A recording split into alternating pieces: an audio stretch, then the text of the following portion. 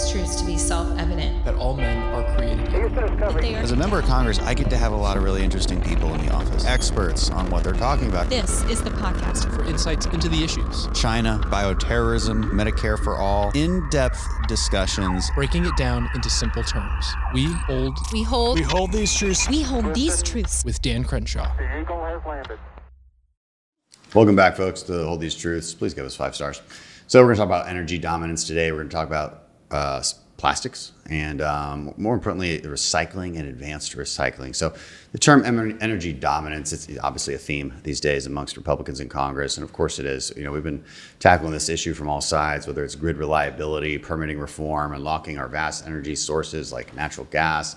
Today I want to talk about another critical angle in that energy space, and that's advanced recycling and plastics, because we use them all the time. So you're familiar with all forms of recycling, the blue bins from everyday life, or the multicolored bins, depending on what part of the country you live in, or where, like you're in Germany and they want to sort everything. Either way, we're going beyond the blue bin today. In Texas, we actually don't even have a blue bin. We have a slightly smaller bin where I live, and there's a recycling thing on it. Anyway, we just kept them all the same color. Probably saves us on costs. But let's talk about the technology behind this, the chemistry behind it. Advanced recycling, different than normal recycling. We'll explain why. It turns plastic waste into valuable products. That meets consumer demand and draws in billions in private investments. That's a win-win. So, you know, the truth is many, especially on the left, let's call it the radical environmentalist left, see, you know, because I like to just be careful about who I'm talking to. And I don't want to say everybody who's a Democrat, but there is a radical environmentalist movement. They see plastic as a problem. Just the existence of it is a problem unto itself. I don't think we have a plastic problem. I think we have a plastic waste problem. And advanced chemical recycling is a common sense solution to that real problem. So joining me today from the American Chemistry Council is Ross Eisenberg. Ross, thanks for being on. President of America's Plastic Makers. So you know a little bit about plastic making. Thanks for joining me. You bet. Thanks for having me. So I mean, to get right into it, and we have a little less time than usual, unfortunately. What is advanced recycling versus normal recycling? Let's start there. So there's two main types of recycling for plastic. One is mechanical recycling, the traditional recycling, and that is essentially, and we've been using that for decades. This is what we typically do when you put it in the blue bin. That's where that plastic goes. This plastic sitting in front of me, this water bottle. Yeah, we were just talking about this. Yeah, we'll get into that in a second. Go ahead. So, and it's a fairly sophisticated manufacturing process, but realistically, what they're doing is they are grinding it and they are melting it and they are essentially pushing it back out, extruding it, and turning it into new plastic again. So that same plastic, it basically just gets melted and turned into new plastic again. It doesn't work for a lot of plastics, particularly some of the bags and the films and the shrink wrap and things like that. And that's people throw that crap in the recycling bin all the time. They don't know. And exactly. So advanced recycling, which is a technology that has been around for a while, but is really starting to scale up, can basically take all these other things. Advanced recycling in a nutshell is it takes the plastic, it takes it back down to its raw materials, the chemicals essentially, and then it turns it into the new plastic again. So the analogy I like to use is... So it can utilize all of those other things that are traditional. Can. Oh, okay. It absolutely can. That it's like unbaking the cake, right? So imagine you got a cake, you can actually just unbake that cake and turn it back into flour and eggs and milk and all those other things, and then bake that cake again and again and again. That's advanced recycling. Okay. You would think that would have always been recycling, but it's not. So I also want to start with some of the problems through traditional forms of recycling. Of course. So we were talking about this bottle, and I noted, wrongfully, you corrected me, but I noted that like one of the problems with even something simple like this, it's like everyone's like, oh, I'm just throwing that plastic bottle into the recycling bin that says plastics. Right. I'm doing a good job, but the truth of the matter is like there's a bunch of different types of plastics within that same bottle. This one, not so much. And now why? So this company, whatever this company is, right, I guess took the steps to ensure that all of the plastic from the lid to the little, whatever you would call that part, right, the mouth, the thing of it, to the I don't know about the paper on the side, that is a plasticky thing, but you're saying it's all the same, so that's good that they're moving in that direction, so at least there's less sorting that is required. That's right. That's right. But of course, but also like what happens if there's still liquid in it? I don't even know. How easy is that to deal with? Do they have to empty it, wash it? They empty it and wash it. Yeah, It's a lot of work. It's very it's highly labor intensive. It is I was at a mechanical recycling facility in Indiana a few months ago. It's sophisticated, right? I mean, I've been to a ton of manufacturing plants over the years. This is no different. I mean, it's the hard hats and the safety goggles. And is it profitable like this, the old style mechanical? It can be, It yeah. can be. It can Yeah, still be profitable. It absolutely can. It is still generally cheaper to landfill that stuff, which is one of the real struggles for why this has really not taken off the way that we hoped it would. But no, it's still absolutely profitable.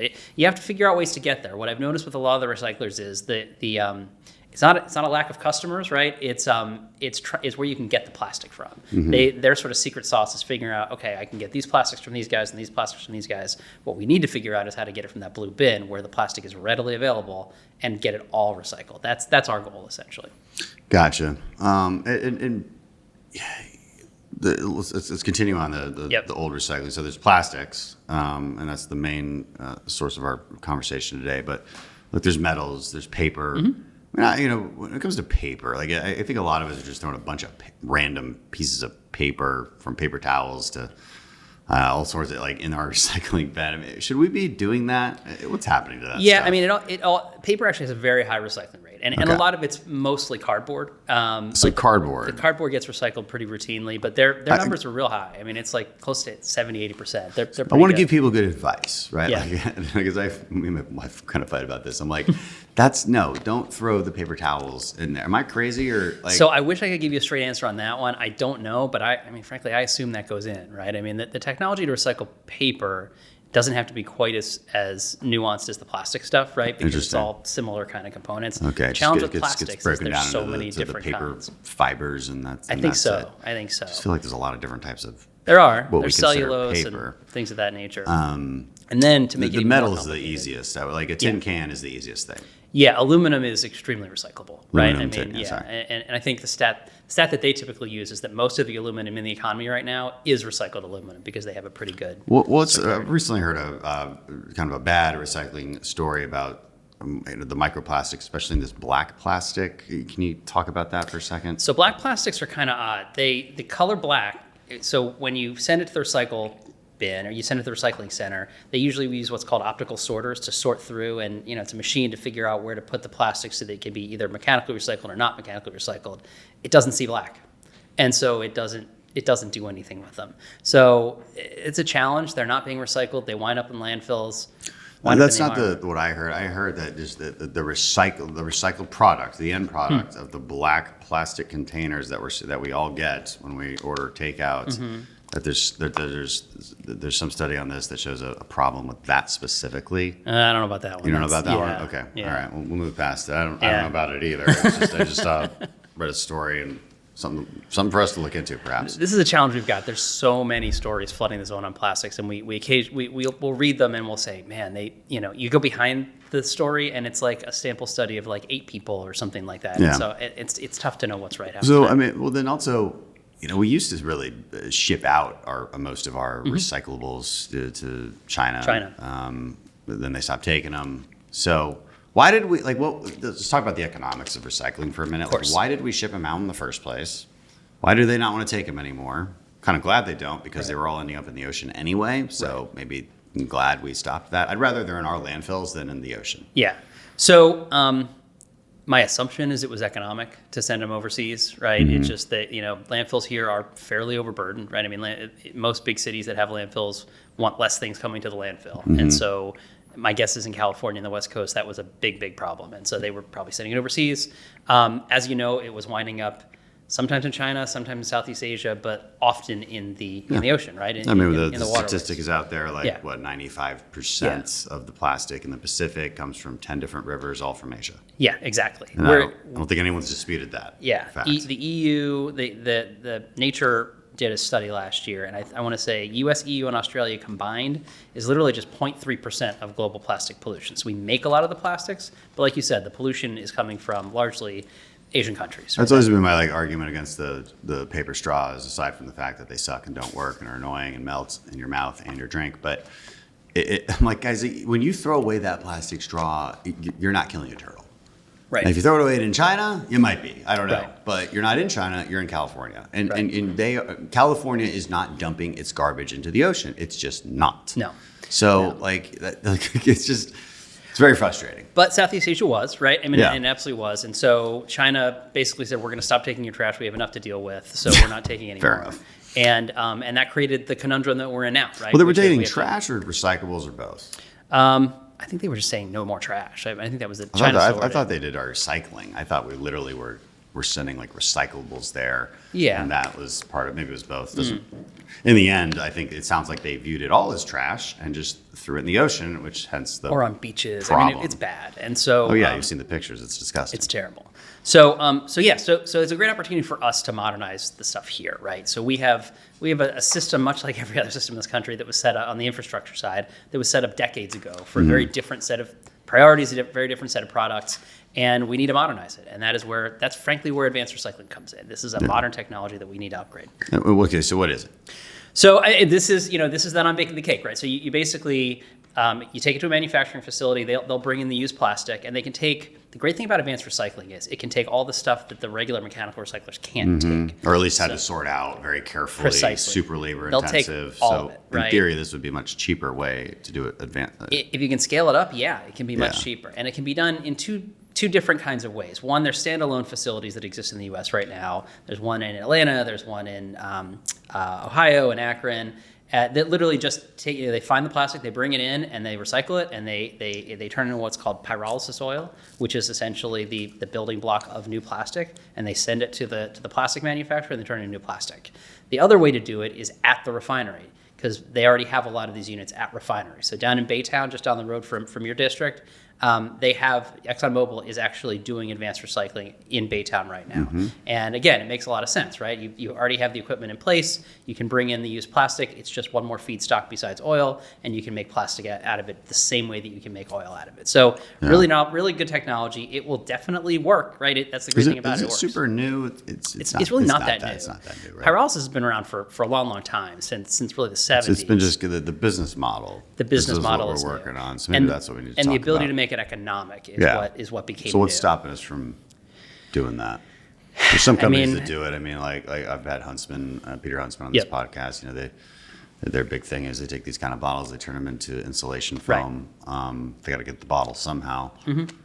They have their ways, I suppose. It's a mixture of economic conditions, but really it's just kind of, it's hard to build a manufacturing plant here, right? I mean, there's a lot of points along that chain that make it challenging. One is access to the plastic, just like Peter said, right? Like getting, as crazy as it sounds, if you ask most recyclers of plastic what their biggest problem is, they say getting plastic. But what about like in a place like California where they take their recycling super serious?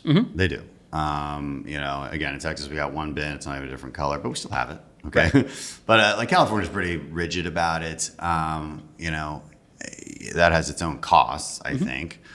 But in theory, it should be easy to get the plastic. But I bet it's harder to build a manufacturing plant there. It is, and it's equally difficult. I mean, think about it. So City of Los Angeles, right? I don't even know who controls, and it's a municipal control. And I want to know how much of that stuff being put in the recycling bins is actually getting recycled. Do we have any idea? It's a pretty low number. That's It's a then that pretty low should. number. So what happens if the rest just gets thrown into landfills? It winds up in the landfill, right? So the haulers will figure out a way to get it to the landfill. But realistically, I mean, you're dealing with 7,000 different jurisdictions that do it 7,000 different ways. So I live in Arlington. We don't take glass, right? But down the road, they do. And so everybody's doing it differently, and that's creating sort of... Is glass pretty easy to?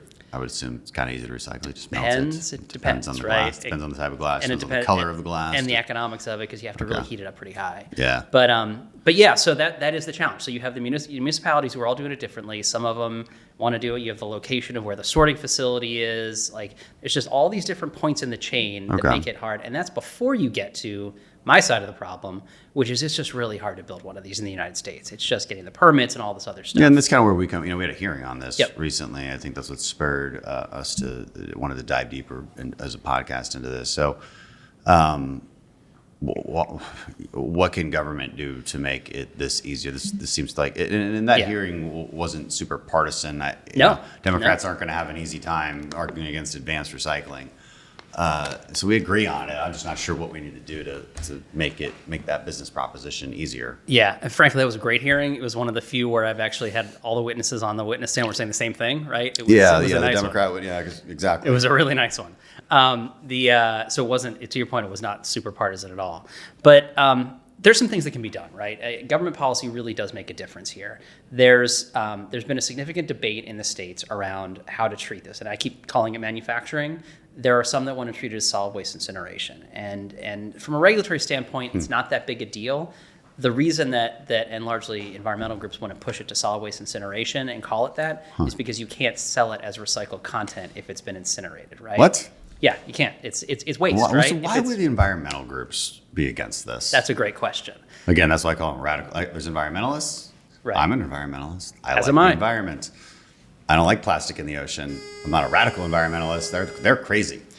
So, So why are they against this? Just like they were against nuclear for years. We kind of beaten them over the head so many times about that we've kind of won that discussion. But yeah, why are they? so the public stance is questions about emissions, questions about things in the environmental space. Realistically, what's going on is it perpetuates plastic, right? And where you started out this whole podcast, right? There are folks that just don't want plastic. If you can recycle the plastic and keep it in the economy, you still have plastic, and folks don't want plastic. And I think there's that mentality is really pervading a lot of it. It's a shame because obviously we need it. I mean, my dad was in the hospital for July and August and he made it, but like plastic kept that guy alive. Like Plastic keeps us alive every single day. You have potable water, clean water because of plastic. I mean, look, I guess we could put it in aluminum cans, and then some companies obviously do. Right. But plastic just has this weird like anger about it, yeah, because you're right. It doesn't go away quickly. Right. Kind of all the more reason to recycle it. But it's I don't know why I don't even know what to do about it. I just point out to people all the time. I'm like, look, everything you're wearing right now has some form of plastic in it. Precisely. Like, and people don't realize that, but it's It ubiquitous. It's in keeps your everything. food, your water, clean. Human prosperity and health has grown dramatically because of plastic, not the opposite. Yeah, your car, your house. I mean, these are all dominated by plastic products, and for good reason, right? They do so much good things. We're limiting so much food waste because of the packaging that we have on meat. Oh, yeah. And that sleeve on the cucumber prolongs the cucumber by like 2-3 weeks, right? So from what it would normally be. So, and it prevents all of the other environmental things that would happen if that cucumber just were thrown out after 2 days, right? I mean, so food waste. So it's And it's what's the obviously- alternative? And then there's the other study. It's like, well, we hate plastic bags. Okay. Right. Okay. Well, then then it turns out, and I don't think this study has been debunked, but they looked into basically the carbon emissions associated with one of those, like permanent satchels. Thicker ones, the yeah. thicker one that a reusable bag. Right. And I like the reusable bags, because I just don't want to keep piling up.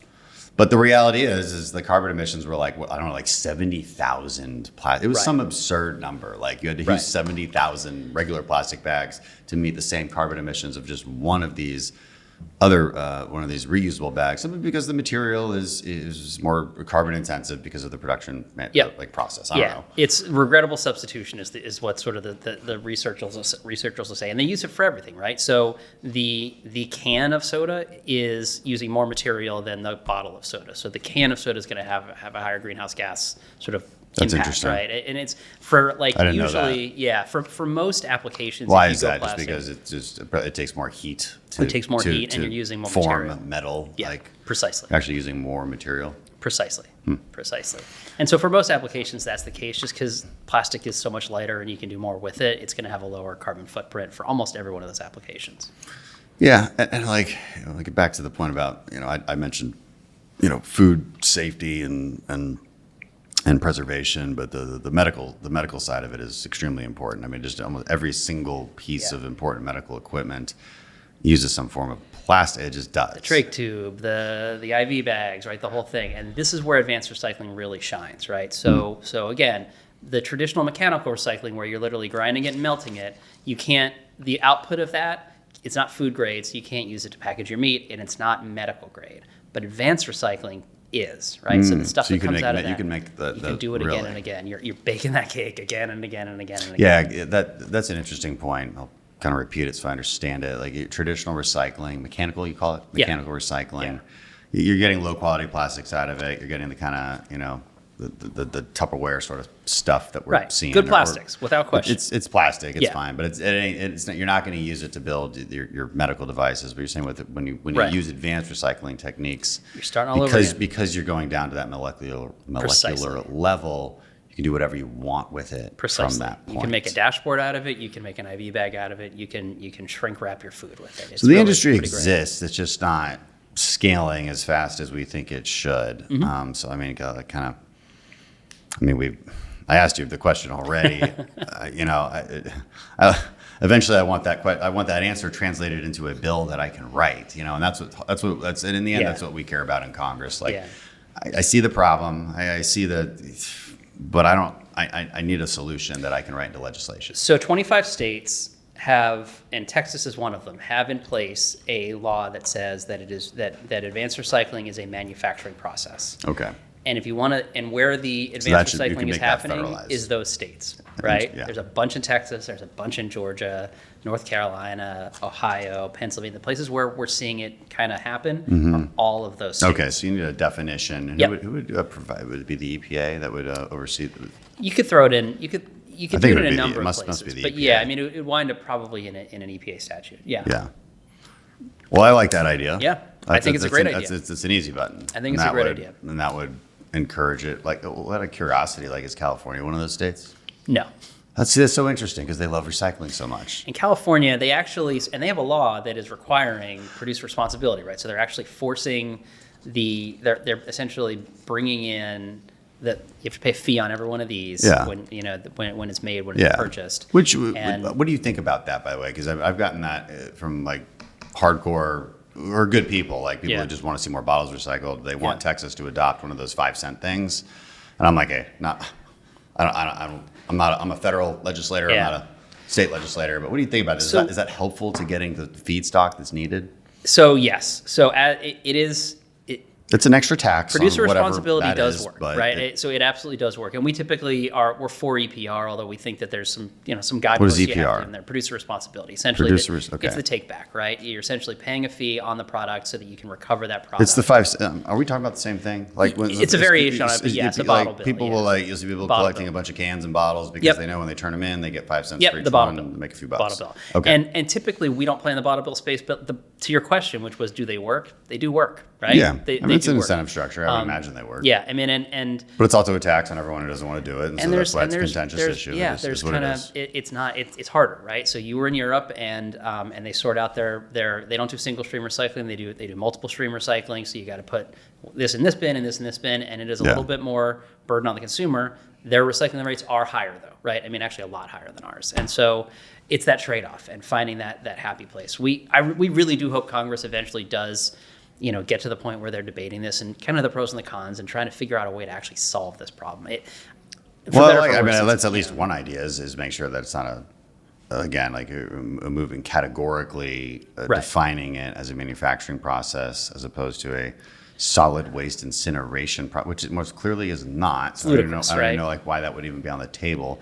Other states that actually define it that way, or they just don't define it at all? Nobody's defined it that way. There's always a movement to get there, but quite frankly, scientifically, it's wrong, right? So you sort of hit them with facts. Yeah, it's very much wrong. It's not wrong. Okay, so no states define it that way, but then again, if you don't define it as a manufacturing process, then it leaves the manufacturers themselves just wondering if they're going to get screwed with their investment. If you're building a plant, the number one thing you want is certainty, so that the rules don't change. And so knowing what the rules of the road are, they're gonna be the states where people go, and that's what we're seeing.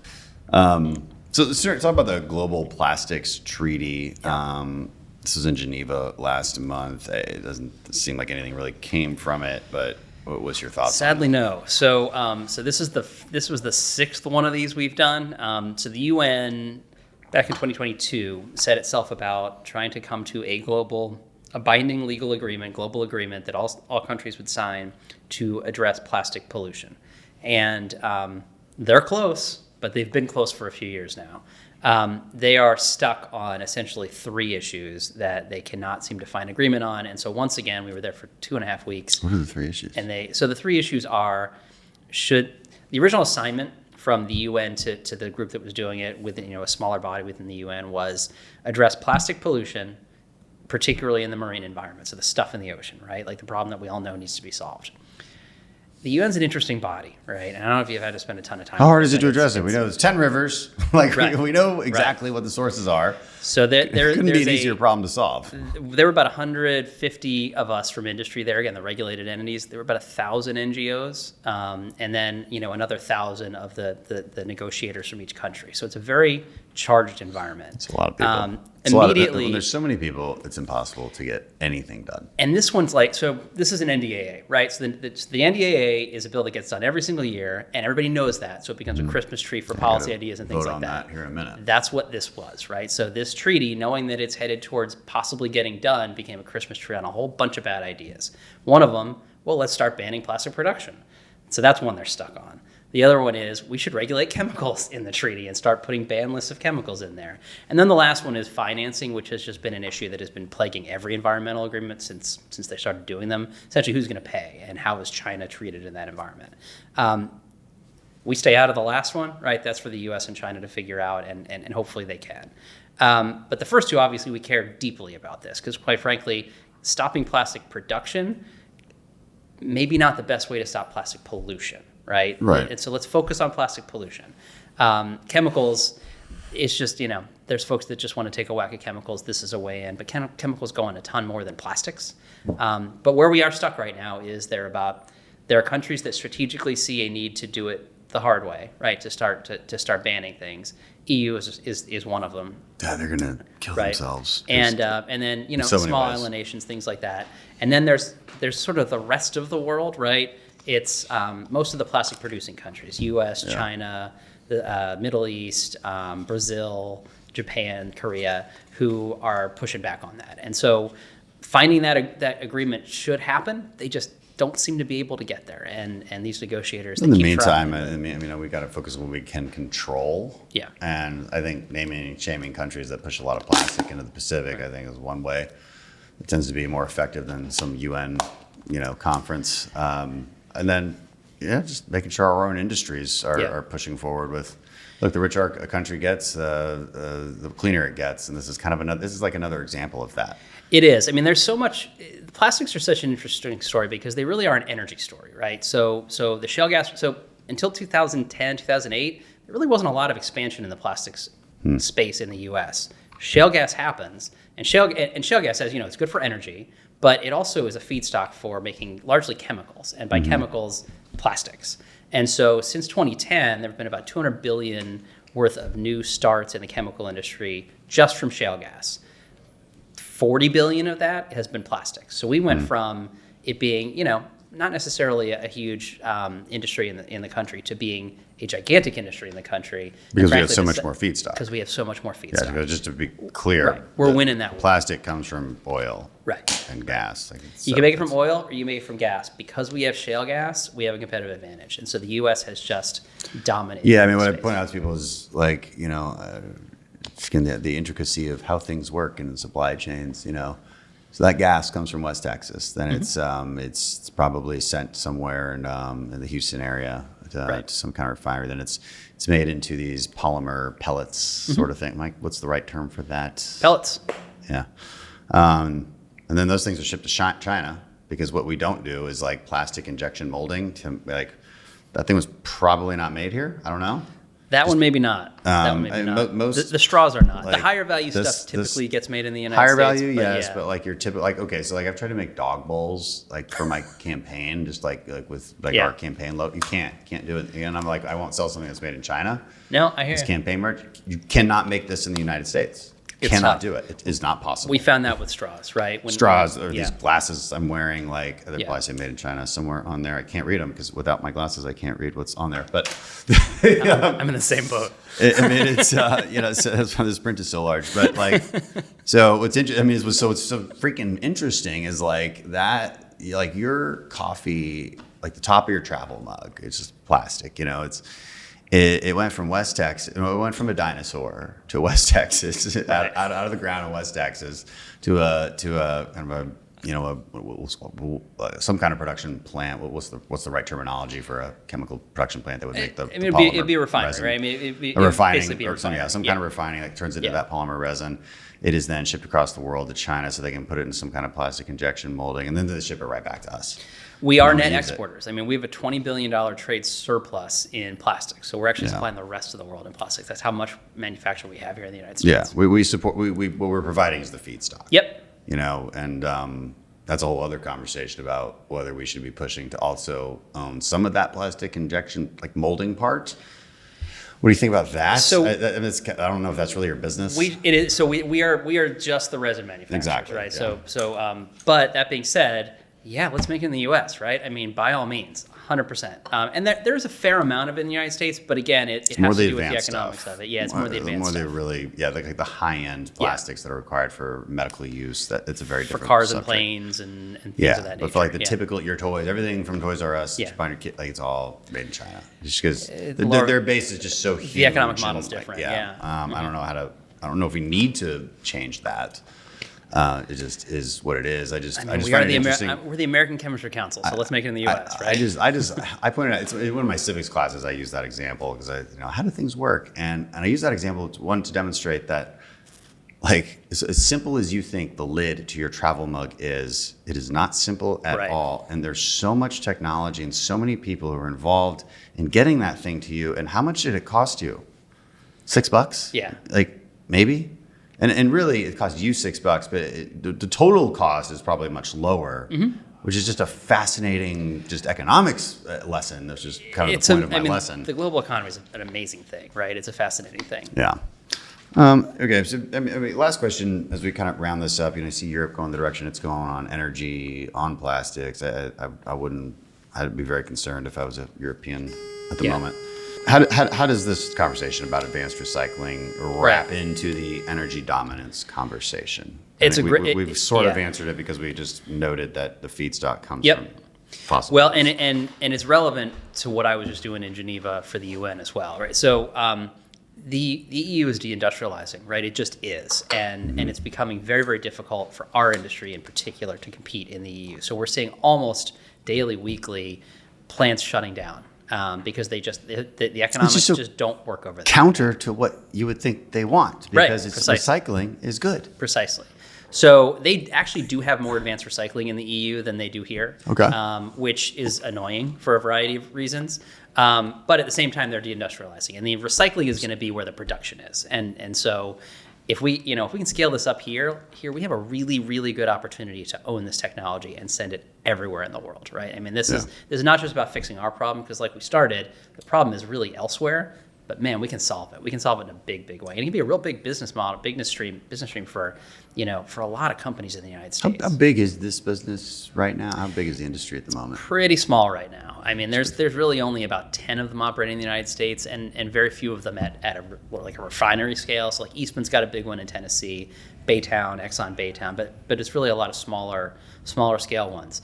But I mean, Because there's no like tax credit for it. There's nothing. no, we don't ask for any of that stuff, right? Yeah. Like we just want certainty on We just the- need regulatory certainty, and they will invest. And you've right? given me one idea on regulatory certainty. Yeah, which will go a long way. Which will go a long way. I think fixing the permitting process is a big deal, right? Just like everything else, Just right? general permitting, just like just everything for else. anything. Yeah, just like building everything else. anything. Well, I think that we are fixing that at least. Yeah, I mean, if you can give them the ability to know that, okay, if I'm gonna put this here in Galveston or wherever, in 2 years this thing will be up and running. My guess is you've got a pretty good shot at them opening up. Yeah. Love it. All right. Thanks so much for being on. Thank you. Yeah, thanks for your testimony at the hearing the other day too. You bet. Really appreciate the time. All right. All right. Let's wrap.